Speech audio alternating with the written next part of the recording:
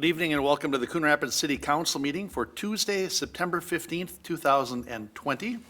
I would like to invite up the Girl Scouts from the Sand Creek Service Unit of the River Valley Council up front and center right here to lead us in the pledge. And if everybody could rise. And we'll go on your mark. Allegiance to the flag of the United States of America and to the republic for which it stands, one nation under God, indivisible, with liberty and justice for all. Thank you.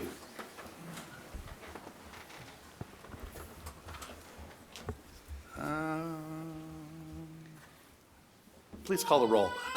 Councilmember Griscoviac. Here. Councilmember Kicker. Here. Councilmember Demmer. Here. Councilmember Geisler. Here. Councilmember Johnson. Here. Councilmember Wells. Here. Mayor Cook. Here. Next item on our agenda is to adopt this evening's agenda. Your Honor, Councilmember Demmer. I move to adopt the agenda. Second. Motion by Demmer, second by Johnson. Any discussion or corrections? Hearing none, all in favor signify by saying aye. Aye. Opposed? And that motion carries. And you barely got to sit down, but if you were to come back up again, and then I will actually socially distance by staying back here behind the dais, and I will read a proclamation for our Girl Scouts. Or maybe you want to go up behind the ambo, and then you could actually introduce yourself afterwards. Does that make sense? Whatever works for you. All right. 2020 Girl Scouts is a Force for Good Week proclamation.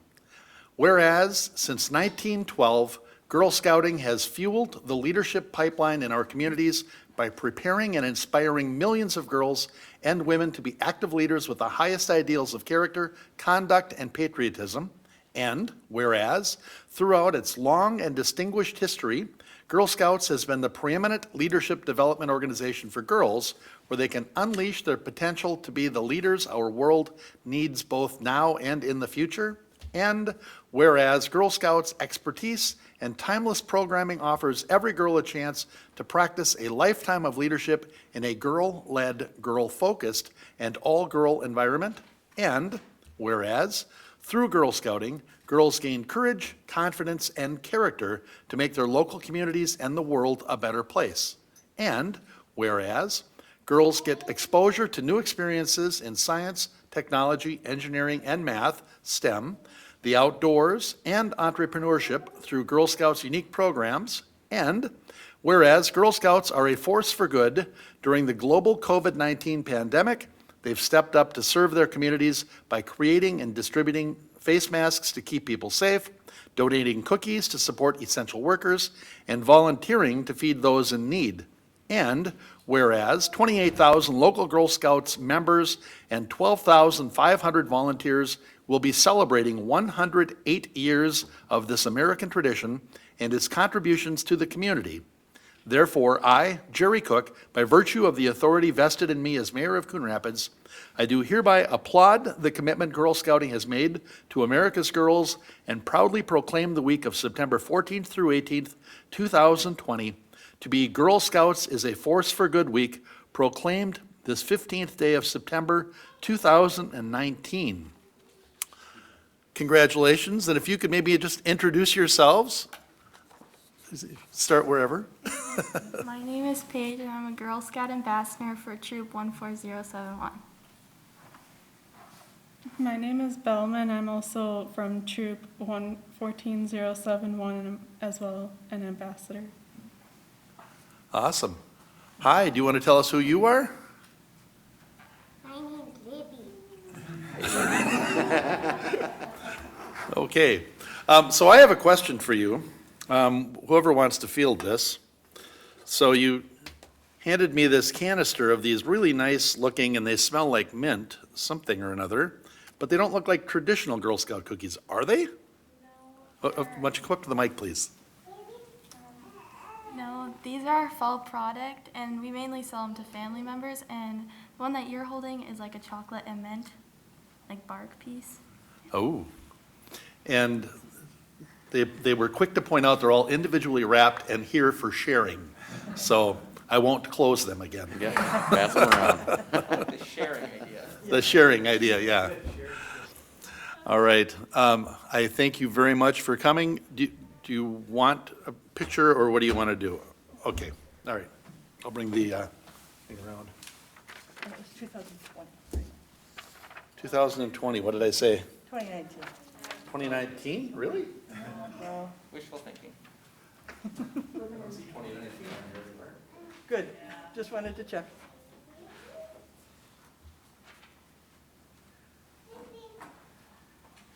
Oh, the very last date. Proclaimed this 15th day of September 2000. I just read what it says.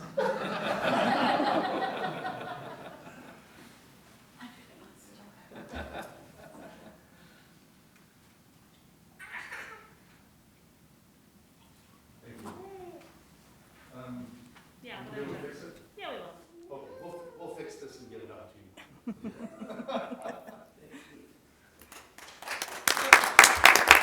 Thanks.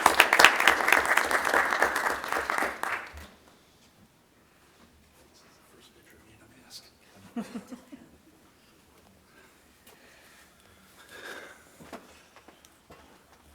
All right, that was fun. That was awesome. Next on our agenda is to approve the minutes of the September 1st, 2020 meeting. Your Honor, Councilmember Kicker, I make a motion to approve the minutes of the September 1st, 2020 meeting. Second. motion by Kicker, second by Dimmer. Demmer. Thank you. Any discussion or corrections? Hearing none, all in favor signify by saying aye. Aye. Aye, opposed, and those minutes are approved. And we have 1, 2, 3, 4, 5 items on our consent agenda. Starting with item 3. I'm just going to take a drink first. Okay. First one is to adopt Resolution 20-84, accepting donations. The Coon Rapids Fire Department has received 1 grant and 2 donations totaling $4,350 to be used toward fire prevention programming in the community. The grant for $2,500 was received from CenterPoint Energy as part of their Community Safety Grant Program.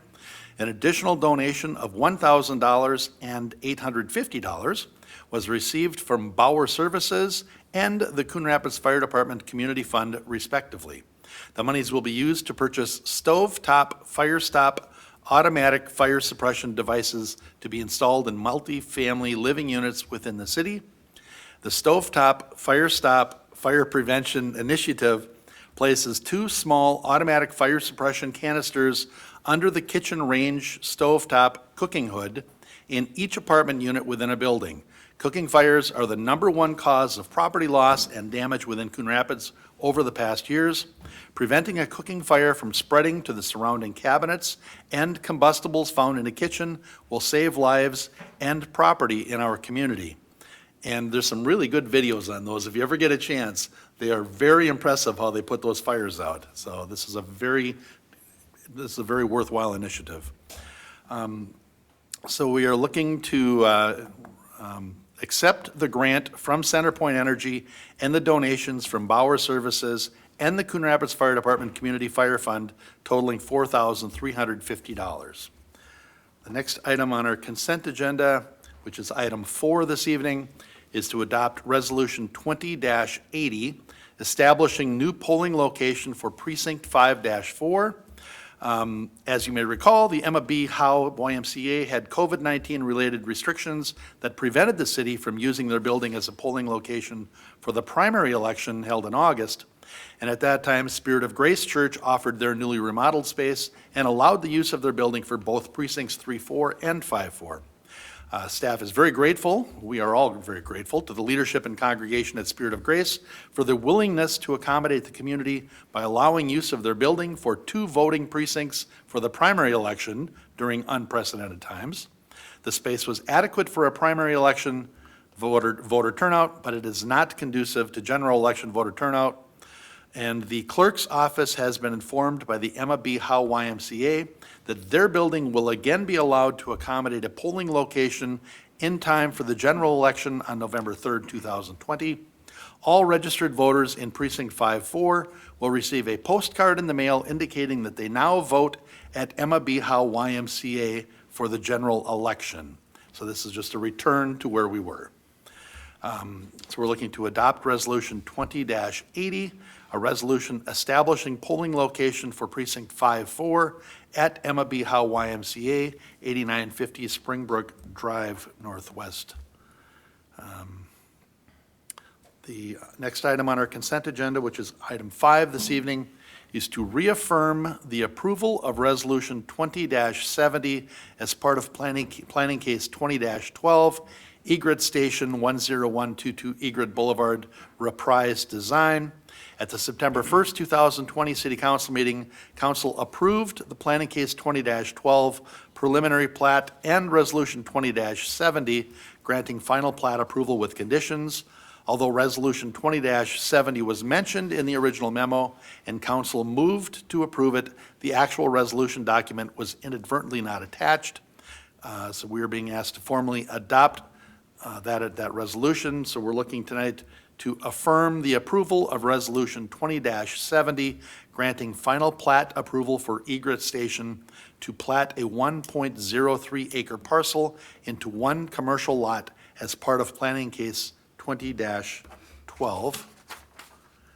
And then item 6, the next item on our consent agenda, is to approve a therapeutic massage enterprise license for Cornerstone Massage Studio LLC, 277 Coon Rapids Boulevard, Suite 410. Ms. Krogstad has paid the background investigation and license fee for a therapeutic massage enterprise license. She has also provided proof of the required liability insurance and been approved through the police department's background investigation. So we're looking to approve the issuance of a therapeutic massage enterprise license for Cornerstone Massage Studio LLC, located at 277 Coon Rapids Boulevard, Suite 410. And then item 7, which is the last item on our consent agenda, is to adopt Resolution 20-83, calling for a public hearing to vacate a public roadway easement. We're being asked to consider the resolution to set a public hearing for a street vacation in the Port Riverwalk area.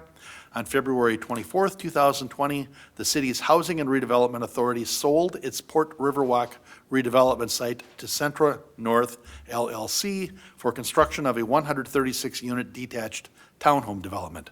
Since that time, development work has commenced as planned, including installation of much of the public infrastructure and construction of several housing units. At the time of closing, the HRA retained ownership of 2 small areas of the overall site because of ongoing title proceedings related to these areas. Additionally, the title company retained escrows totaling $220,000, which will be released to the HRA when the title proceedings are complete and the parcels can be conveyed to the developer. This arrangement was memorialized in a purchase agreement amendment approved by the HRA on August 20th, 2019. Since it was expected at that time that resolution of these title matters would extend beyond the closing date for the remainder of the site. One of these areas corresponds to the right-of-way for the former location of Zilla Street, which has been relocated. Staff requests the council adopt a resolution to begin the process of vacating Zilla Street. A vacation petition may be initiated by the city council upon adoption of a resolution by 4/5 majority. The resolution calls for a public hearing on November 4th, 2020 for council to consider this vacation. So we're looking to adopt Resolution 20-83, which calls for a public hearing on November 4th, 2020 for a vacation of public roadway easement. I like that, though, the area formerly, I feel like it's a street formerly known as Avocet that's now Zilla, and this is the old Zilla site, so. Mr. Mayor, Councilmember I'll Geisler. move the consent agenda. Second. Motion by Geisler, second by Wells. Discussion or corrections or questions? Mr. Mayor, Councilmember I'd Kraskowiak? just like a clarification, a question on consent agenda 7, this last one that you just talked about. The $220,000 that was retained by the escrow company, when that's released, is that retained by the HRA or does that move into the Centra agreement. That was my question, clarification. Mr. Mayor. Mr. Fernelius? Councilmember Griscoviac, that would go to the HRA. That's part of the land sale proceeds that we did not receive as a result of being unable to convey the underlying property. Okay, I figured that, just want to clarify. Thanks. All right, we have a motion and a second. Any other questions or discussion? Hearing none, all in favor signify by saying aye. Aye. Opposed? And the consent agenda is adopted. We are up to old business, and that is item 8, to consider adoption of ordinance 2236, adopting the 2020 Minnesota State Building Codes. The topic of increased cost to home buyers, homeowners, and building owners was researched. Okay, that must have been a question that came up last time. And it was determined that some changes do increase costs. These costs were also found to offset the time and expense of design and review of construction documents by providing a uniform statewide standard. Overall, there are some increases for certain chapters of the latest model codes. Many changes are editorial, such as renumbering of code sections or deleting code sections that are not necessary in Minnesota's climate. There are no meaningful or substantive changes presented while these latest versions were under review by the Construction Codes Advisory Council. And Mr. Brady is here this evening if anybody has a question on this. Councilmember Demmer. I just want to say thanks, because when I read through it, it looked like the changes weren't big enough that Mr. Himmer will be able to use that as an excuse for an overrun. So thank you for that. Very nice. Okay, then. So if this otherwise seems decent, maybe somebody wants to move it. Your Honor. Councilmember Demmer. Move adoption of ordinance 2236, approving the update to use the 2020 Minnesota State Building Code. Second? Motion by Demmer, second by Kicker. Discussion? Hearing none, all in favor signify by saying aye. Aye. Opposed? That motion Brody carries. raised his hand first. Mr. Brody, I saw a flash of a hand, and I thought, well, maybe Mr. Brady wanted to actually talk to us. Mr. I might not have Brody. been quick enough because we just approved the motion, but the motion also included, and I think we can probably do that we'd provide for summary publication of the ordinance, so. Mr. Demmer, did your motion include, as adopted by the state of Minnesota, and requests authorization for summary publication? Yes. Okay, and your Please second included summarize the that? publication. I must have not heard that. Thank you. Thank you. I apologize. It's the mask. This is the mask. All right, so I think we're good then. Item 9, was that the same thing you were going to stop us for? Yes, thank you, Mayor. Okay. Thanks, Mr. Brady. Thanks for being here. Item 9 is to consider resolutions 20-77 and 20-78, appealed miscellaneous 2020-1 levy of assessments. So let's see, the appeal letters can be reviewed by accessing the board agenda packet here. If you need information concerning that agenda, please contact the city clerk. Anything you want to add to this? Anybody want, Mr. Brody? I would just note that we did hand out an extra memorandum. There was a couple of recommendations that were not included or not correct in the original memo, and so Okay, that one that was handed out more accurately reflects what the Board of Adjustments is recommending. okay. Okay. So this is the one we'll be acting on then.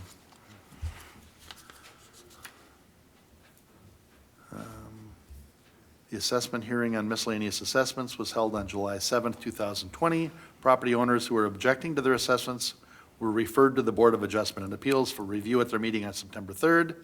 And please note that the original Board of Adjustment date was scheduled for August 6th, but due to lack of quorum, had to be rescheduled to September 3rd. After the Board of Adjustment and Appeals heard objections on September 3rd, these are the recommendations that have been made. So, Your Honor, Councilmember Kicker. I'll make a motion that the council adopt Resolution 20-77 and 20-78, adopting 2020 miscellaneous special assessments, contested miscellaneous assessments, 1 year and 3 year. Second. Motion by Kicker and second by Demmer. Discussion? Your Honor. Let's start with Councilmember Demmer. My only comment is that the vast majority of these were people who are renting without a rental license. And so this is just a reminder to people at home that in the city of Coon Rapids, you do need a rental license to be a renter. So if you're considering renting or you're already renting and you don't have a license, you'll want to talk to the city, and some very useful resources come along with getting that license. So stay off the fine list. As a clarification, you need a rental license to be a landlord. Yes. Yeah, Sorry, right. The renter doesn't need to be a licensed. Rentor, not renter, sorry. Landlord, thank you. Councilmember Griskoviac, was that who had a I question? was just going to point out the one clarification that was made here on, I thought there was one pretty excessive assessment made, but it has been fixed here and removed all the way down to 0. If you looked through those, there was some extenuating circumstances on that one, and so I just wanted to applaud the staff for looking into that and getting that reduced to where they did. So I want to applaud the Board of Adjustment and Right. Appeals who do the yeoman work on this. Absolutely. Yeah. Yeah, facing angry residents and angry taxpayers. So, all right, we have a motion and a second. Any other discussion? Hearing none, all in favor signify by saying aye. Aye. Opposed? And that motion carries. And we are on to item 10, to consider Resolution 20-79, authorizing the EDA to expend funds for business grants. Mr. Fernelius, you want me to read Mr. Brown's talking points here, or do you want to hit these highlights? Mr. Mayor, I can briefly touch on it. So, as council is aware, the city received federal money through the CARES Act. And a portion of that, $1.6 million in total, the city allocated for our business relief program. The item that you have this evening is essentially a housekeeping item. Council has previously authorized this program, but as we were looking a little bit further into how we wanted to administer this program, we concluded that it would be best for the program, the business relief program, to be administered by the EDA, which of course is the economic development arm of the city. So we drafted this resolution, which essentially assigns or delegates authorizes the EDA to administer the program as well as the funds, and that the EDA's executive director can then enter into individual grant agreements once those awards are made. So our recommendation this evening is for the council to adopt Resolution 20-79. All right, anybody have any questions of Mr. Fernelius? So, Mr. Mayor, I'll make a Councilmember Geisler. motion to approve Resolution 20-79, authorizing the Economic Development Authority to expend dollars from the city's Federal CARES Act allocation for the purpose of providing grants to small businesses. Second. Motion by Geisler, second by Wells. Discussion? Mr. Mayor? Councilmember Geisler? Mr. Fernandez, do you want to give us an update quick of how many applications that we've had so far, and how's that going? Yes, good.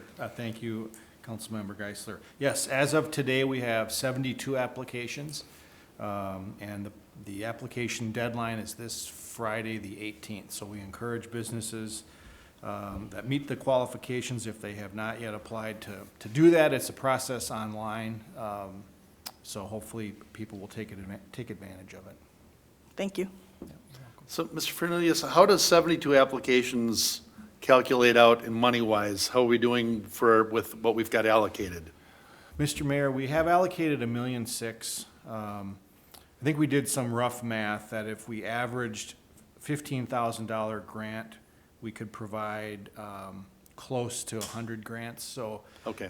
if this plays out, by the end of the week, if we get close to 100 applications, we should potentially use the full allocation, but I don't think we'll be oversubscribed. Okay, thank you. All right, we have a motion and a second. Do we have any other discussion? Hearing none, all in favor signify by saying aye. Aye. Opposed? And that motion carries. And we are on to item 11, which is to consider Resolution 20-82, providing for the sale of $7,215,000 general obligation improvement, utility and equipment bonds, Series 2020A. Ms. Hanson, do you want me to read your discussion down here, or you're already ready to go, aren't you? I am ready to go. All right, tell us about it. Yes, Mayor Cook, Council, we're proposing to sell $7,215,000 of bonds, as you indicated. Some of them will be to pay for the 20-1 and 20-2 street reconstruction. The 2020 fire engine that's being purchased, and also to cover the water revenue, for the infrastructure portion of the street reconstruction. On October 7th, Nick Onhat from Ehlers will be here to present the results of our sale. The proposed levy on this issue will be approximately $327,000. This is based on an assumed interest rate of 0.996, slightly less than 1%, which is very, very good. We wanted to get these issued as soon as we could so that we could take advantage of these low interest rates right now. And I guess I'll take any questions. All right, anybody have any questions of Ms. Hanson?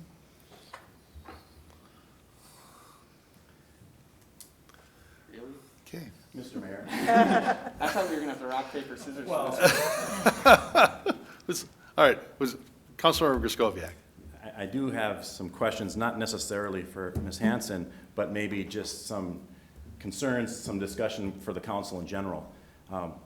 My biggest concern is I do, and I made some notes on this, but I'm concerned with our increasing debt levels at the city. And I know bonding for streets, bonding for water projects, that makes a lot of sense. Those infrastructures last 30 to 50 years, but for a vehicle, I don't know if that makes sense.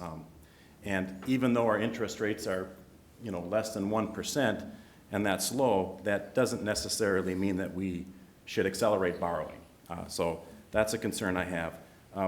Fully supportive, and when it comes back to bonding for that fire engine, fully supportive of investing in that life-saving equipment.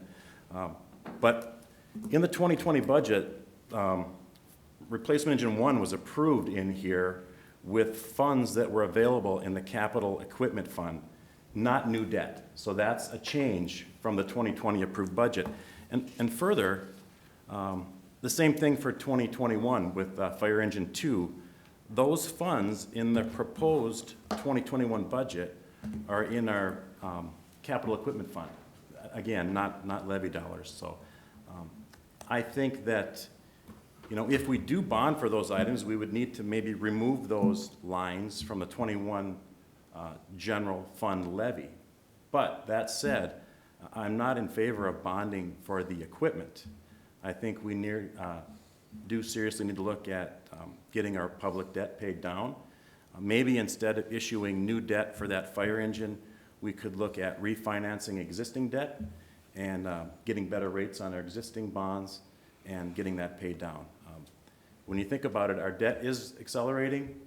We're approaching $60 million in debt, public debt for the city.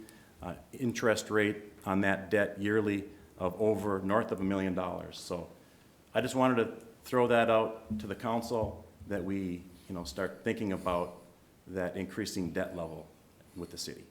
So, Do you have any indication that staff didn't look at refinancing existing debt? I alternatives? didn't look at that. No, I didn't. My biggest concern was the fire engine that was slated to be paid with money that we had there is now moved into new debt. So, and I know we talked about potentially doing that, but I didn't think that we would rewrite the approved 2020 budget to do that. Okay. Mayor, Mr. Stemmerle? Council, I can provide some context to a couple of those points. So with regard to the fire engine, yes, a year ago we anticipated that this fire engine for 2020 would be paid through the capital equipment fund. As we were going through the 2021 budget process, given the load we saw for 2021 and the need for some cash infusion essentially to pay for what we need in 21, we decided that based on the fact that interest rates were so low now, and it's a known quantity, it made sense that two of those fire trucks was gonna need to be paid for either through equipment certificates or in this case bonding, because the interest rates, as Francine just mentioned, finance director just mentioned, are around 1%. And so, given that, we thought it made sense to lock that in 2020, and then in 2021 pay cash, so to speak, for the other fire engine. And so we sort of accelerated one side of that and then delayed the other piece into 2021. Either way, if both of those engines were to stay, one of the two of them would need to be financed through other methods than just the capital equipment fund. And so the proposed budget was set up that way, knowing that, or sort of preserving the opportunity to pay for this year's fire engine with bonding rather than next year's. Overall, I would say our debt load is very manageable. I mean, it does fluctuate somewhat. I don't know if I would characterize it as increasing overall, except for the fact that projects do get more expensive and there's sort of cost of living and construction pieces that do get more expensive. About a year ago or 2 years ago, we did have Ellers, our bond consultant, look into our debt load and our comfort level as it relates to our rating agencies. We're a AA1 city, and we certainly want to keep that. And their perspective is we're within a very comfortable range of debt given the economy of the city and our tax base and so forth. So overall, the engine portion of this issue is fairly small. It doesn't add a lot from an ongoing cost perspective. Okay. Mr. Mayor? Councilmember Johnson? Mr. Stemwedel, if we were to take it out and not bond for it, how would we pay for it? Mayor, council, well, as of today, I would say we would find a way to pay for it in cash. I mean, we don't really have a choice. We have to pay for it one way or the other. Truck's been ordered. What it would do is pinch us next year as we're looking at our capital replacement. So I don't know if, Fran, you want to speak to that anymore? Yeah, normally in the past, we have issued equipment certificates, which is a form of bonding to pay for our major fire engines because they're at such a high level. We were hoping to use some reserved fund balance to pay for this one. Unfortunately, our fire engine 2 was evaluated and determined that it needed to be replaced in 2021. And so there were 2 back-to-back. On a normal basis, spreading them out maybe 3 to 4 years, we could potentially use some balances available. But with the state of uncertainty right now, with our situation with the COVID and everything, we weren't really sure this year was a good time to deplete fund balance. So we wanted to bond for it and then next year evaluate, make sure we have those available funds to be able to purchase the second fire engine that was in the budget. So If we hadn't used the bonding mechanism, would that have then resulted in, because of the need for the fire engine, would that have then resulted in an increased budget where then we would be asking the taxpayers to front the money for it? Mayor, council, yes. I mean, ultimately, one of 2 things would have had to happen as it relates to 2021. Either we defer that engine out for a year or 2, or you increase the levy for the equipment by that much more. Right. In which case, we thought this was the better option. Thank you. I do have one. Mayor? I'm sorry, Ms. Hanson? Yes, Mayor Cook, Council, I'd like to address the refinancing part of that question. We do look every year to see if a bond has called. We can only refinance when it's callable. Last year, as you recall, we did refinance a large portion of our debt that was at a 6% rate, reducing it to a much lower interest rate. This year, we do not have a debt issue coming up. It is due on February 2021. We could have allocated to do a refinance early and hold those funds until that debt issue was due. But the interest rate on that debt issue was just a little above 2%. So it really wasn't feasible with the fees that would be charged for a separate issue to refinance that one this year. We'll look again next year and see if there's anything that we can do to reduce those levels and the interest rates. But right now, there really wasn't anything we could do that would pay for $700,000, so. Perfect, thank you. Thank you. Ms. Hanson, when we do the equipment certificate, how long, what's the payback on one of those? What's the term on one of those normally? The last time we issued an equipment certificate, I think we did go 10 years out on it, and that is what we will do with this one too, especially with the low interest rate. We could go 5 years on an issue if we wanted to, but depending on the interest rates, we've usually gone 10 years, combined it with the GO, so it kind of, GO bonds, so that it kind of spread out exactly the same way when we did our levy. And typically, that's kind of the life of our fire truck, isn't it, about 10 years? Yeah, so it makes sense to finance it until another one is ready to be replaced. Okay, yeah, I would like us to take a look at our debt. I'm actually okay with this one because of the unusual circumstances this year with COVID and really not knowing where we're at next year for revenue. But I appreciate, myself, I appreciate that, and I would like to take a look at our debt. Councilmember Demmer? My question was the one you just asked about the lifetime. Oh, I knew that, I channeled it. You don't want to like have a 5-year thing on a 10-year loan. Right, That was- right, yeah. Right. Yeah, I was actually relating it to house sales. That's why they don't like to borrow 30 years on appliances. You know, you get those out of the mortgage, yeah. All right. Mr. Griscoviac, Councilmember, can you live with that? I think I can live with that. And one of my questions was the term of the bond, too. I mean, we wouldn't want a bond for 25 years on a truck that has a useful life of 10. We would never have it Right. paid off. Right. So, so those are the questions that I have. And again, if we can look at this debt in the future, that'd be great. One last thing. Councilmember Griscoviac. And that is, in the proposed 2021 budget, where we have budgeted for this fire engine, it does call that those funds are coming from the capital equipment fund. So can you tell me about that? It doesn't specifically note that that was going to be a bond issuance in the 2021 proposed? Yes, Councilmember Griswold, yes, if you would look on the capital equipment fund, in the section of other financing, it shows that we are going to have bond proceeds coming into the capital equipment fund, but we're also going to transfer those in from the bonded debt fund. So those funds are coming from bonded debt that was available to use when a few of our bonds had expired, and we usually levy for 105%. And so at the end of a bond issue, we usually have a little bit of residual money left over. So those funds will be transferred into the capital equipment fund to cover the fact that we're not bonding for the one in 2021, but the bond proceeds are going in 2020 to cover the one for 2020. So 2020 will be covered by debt, and 2021 will be covered by money transferred in from a bonded project fund into the capital equipment. We do not, in our 10-year schedule in our capital equipment fund, reserve money for those big fire engines. They're just too expensive for us to do a rolling schedule on. Oh. And so we have to find money from another source to pay for them. So that's where that money's coming from. It'll go into the capital equipment fund from a bonded project that has excess funding, fund balance, so to speak, available. Your Honor? Councilmember Demmer?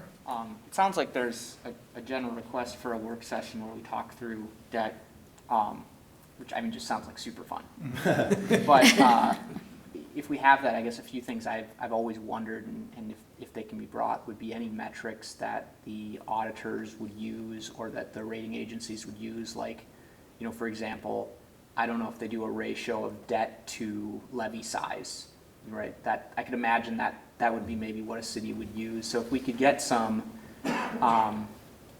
context for whether, I hear us saying we're in good shape, that our rating's safe, which is something we really care about, that our, but if they had ratios and we could understand if we're approaching yellow or if we're clearly green, that would really help. Yeah, Mayor, Council, we can certainly have that conversation, and some of those metrics are available in terms of the way Ellers, our finance consultant, would present that. And so some of that will just be an update of some of the information that was provided a couple of years ago. I think it was in that time frame. And they did kind of have a general span of, if your ratio is X% to X%, and if you're on this side, it's more of a red light, yellow light, that sort of thing. So I think they can update information. We can get that out to council. Thank you. All So we're back to item 11, and it'd really be awesome to have a motion now then. Your Honor, Councilmember Demmer? I'm going to move the authorization of Resolution 20-82, providing for the sale of $7,215,000 of general obligation improvement, utility, and equipment bonds, Series 2020A. Second. Motion by Demmer, second by Geisler. Discussion? Pretty well beat that one to death, I think. All in favor? Your Honor, I just say that any workshop on this would be good in January. Of course it would. This coming January. Okay, we have a motion and a second. All in favor signify by saying aye. Aye. Opposed? And that motion carries. Item 12 is to consider Resolution 20-81, approving MnDOT contract number 1036955, cooperative construction agreement for Trunk Highway 610 and Coon Rapids Boulevard signal replacement. I can just read Mr. Hansen's notes here. MnDOT has prepared plans and specifications for a 2021 project to replace the existing traffic signal and construct ADA improvements at the eastbound off-ramp of Minnesota 610 at County State Aid Highway 3, Coon Rapids Boulevard. The ADA improvement work will require relocation of a city-owned fire hydrant on Coon Rapids Boulevard. City staff have been in contact with MnDOT throughout the planning process and provided feedback and city specifications for work on or around city-owned utilities. And MnDOT plans to accept bids in October and will administer the project. The attached cooperative construction agreement details items such as construction inspection, cost participation, and future maintenance responsibilities. The city's estimated share of the costs of the contract is $14,933.53. Funding for this project will come from the Water Fund for the hydrant relocation work, estimated at $9,025.90, and the Streetlight Traffic Signal Fund, 503, for the associated signage and EVP system, estimated at $5,907.63. Council have any questions of Mr. Hammer on this, or what's your direction? Your Honor, Councilmember Kicker? I make a motion that the council approve Resolution 20-81 authorizing MnDOT contract number 1036955, a cooperative construction agreement with MnDOT and Anoka County, and further authorizing the mayor and city manager to execute the agreement. Second. Motion by Kicker, second by Demmer. Discussion? Hearing none, all in favor signify by saying aye. Aye. Opposed? And that motion carries. And we are at the open mic public comment portion of the meeting. Is anybody here to address council for open mic this evening? All right, seeing none, we'll move on to the open mic report from the last meeting. And we had Ms. Kaylee Moxness from Bittersweet Street over by Riverwind. Had a concern of many neighbors for boisterous park use in the evening, causing an unreasonable disruption to the peace of the neighborhood. The complaint for activity in the park specifically was of evening basketball games that apparently have included players using foul language, playing loud music, and garbage being left behind once they leave. While increasing police presence and taking enforcement action related to illegal conduct is always an option, the police department is choosing to pursue a mediation strategy between neighbors and the players by using community volunteers. This mediation meeting will include a community outreach police officer and is tentatively scheduled for September 13th. While this particular park issue will likely resolve itself soon due to the weather, the police department believes a mediation now will be helpful before next spring's games come around. Riverwind Park is a beautiful, multi-use park that all should feel free to enjoy. And this was just for informational purposes only, and we are up to other business.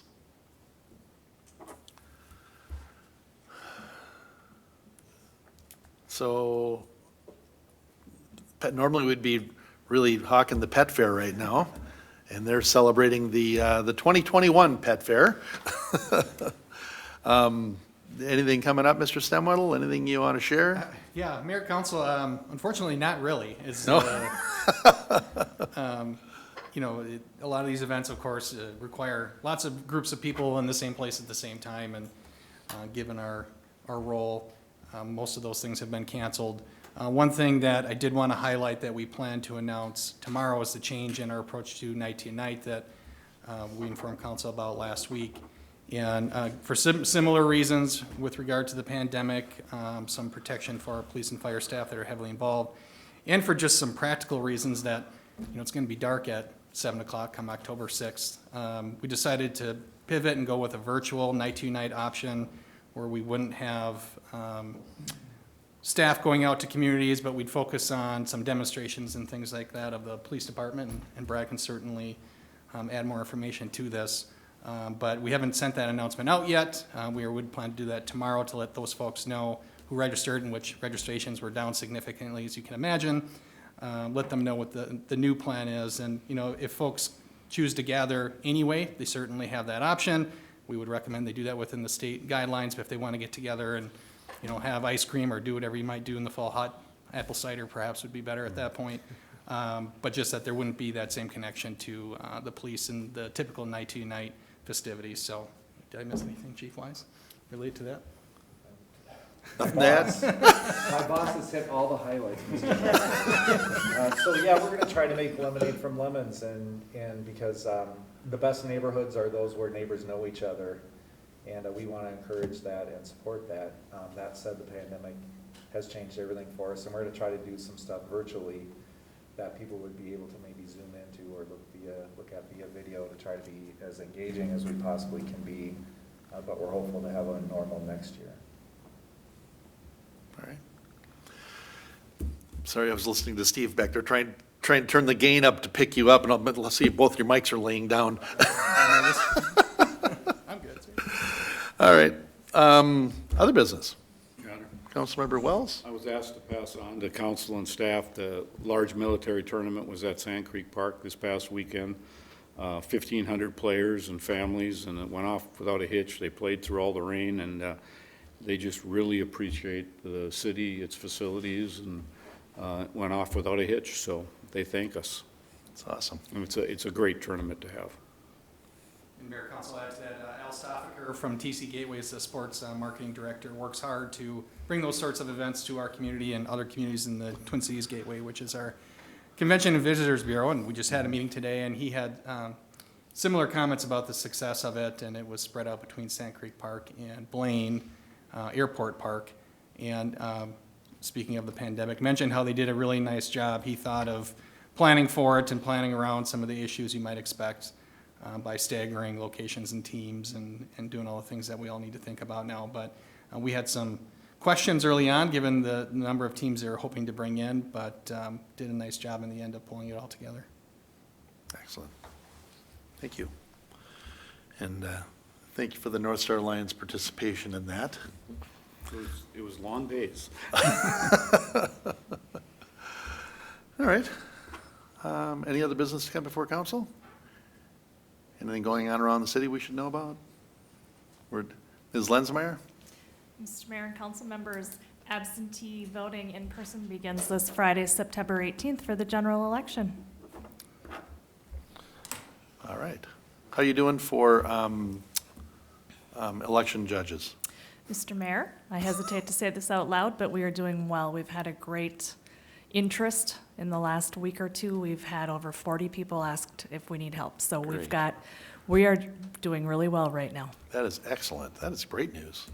That's the first time I can ever remember you saying that.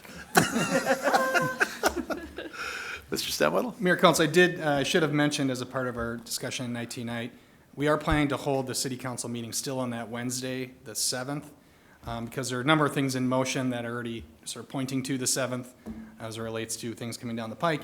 And there's a number of staff folks that would typically participate in the city council meeting, whether it be at CTN, the chief, otherwise, might be otherwise busy that evening. And so we're suggesting to keep the council meeting on the 7th so that we can all participate and unite tonight virtually. All right. I would have thought of that later. Yeah. While we were on the topic. Yeah. Mr. Hammer? Mr. Mayor, Council, just thought I'd let you know in case you hear about it, this week, Wednesday, Thursday, and Friday evenings, overnight closures will be taking place on Riverdale Drive, over by the Cub. So that will be basically between the Cub entrance and Northdale Boulevard, that start after 10 p.m. So we're coordinating with the businesses, but this Wednesday, Thursday, Friday, Riverdale will be closed, for those 3 nights to do some utility work overnight. Okay. Coon Rapids Boulevard has been getting interesting with all the reconstruction down there. Tonight we couldn't even make a left onto Hanson. Had to make a right, make a U-turn, come back up. Left turn lane wasn't open, but it's busy down there. All right, are we done? Councilmember Griscoviac? Mayor, I just want to point something out. In the recent community newsletter, I read a really neat article, and it had to do with a local 6th grader in our community, Ruby Demmer, who actually applied for and was awarded into a national contest to have a little experiment shot up into the stratosphere on a NASA piece of equipment. And it was a great story if you haven't read it in the community newsletter. And I just wanted to maybe put Wade on the spot a little bit, that Ruby Demmer is Councilmember Wade Demmer's daughter. Pretty impressive. Yeah, it was, when I was, I guess she was like 7 years old, and I first found out about this program when a student came to my company looking for help with it. And so I helped that student and got to go watch a rocket launch. The program is called Cubes in Space, and if you go to cubesinspace.org, that's where it is. And it's a yearly program where like 11 to 18-year-olds get to submit a grant for an experiment that they can do in a box this big. I mean, it's got to be an experiment that big, and it can't contain batteries. So they have to be super clever about what they come up with. And so my 7-year-old daughter saw that and said, when I'm old enough, I'm doing that. And so she's been like ready to go for 4 years, and she was finally old enough and submitted in. And so So when I was your daughter's age, I was focused on pigs in space and the Muppets, and your daughter's putting cubes in space. Yeah, so it was. Thanks, Wade. It was. It was a lot of fun to watch. You know, the way that the program works is you can either take a rocket or a high altitude balloon, and the rocket goes up fast and comes down fast, but it's a rocket, and the balloon floats for 10 hours, and it's high enough that it's really similar to Martian atmosphere. So that was her goal, was to go on the balloon and then test some stuff out to see what it would be like if that stuff was on Mars. So pretty fun. Pretty cool. That is really impressive, Wade. Ruby, hats off to you. And CTN did a little thing on it too, so you can find it on the CTN video. Good. So yeah, it was fun to listen to that interview, and She did great, yep. All right, well, it's really, really hard to top that, so Yeah. let's just get out of here. Move to adjourn. Second. Motion to adjourn by Demmer, second by Johnson. All in favor signify by saying aye. Aye. We're adjourned.